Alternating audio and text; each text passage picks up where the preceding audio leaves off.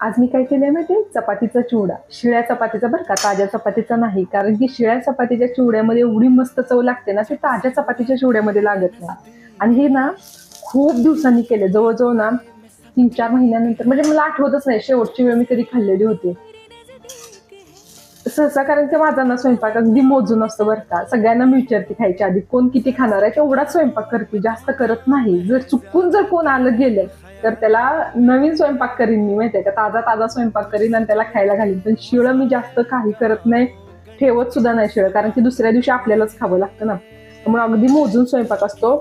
काल चपाती जरा जास्त केली, कारण खूप दिवसानंतर लक्षात आलं की आपण हे खाल्लेलंच नाही किती दिवस झाले. माझ्या तोंडाला पाणी सुटलंय, कधी एकदा खाईन झालंय. बघा किती भरपूर तेल टाकून मी केलेलं आहे, भरपूर तेल टाकून. छान झालंय, वासानच मला पोटात गुडुगुडू करतंय. चला या खायला.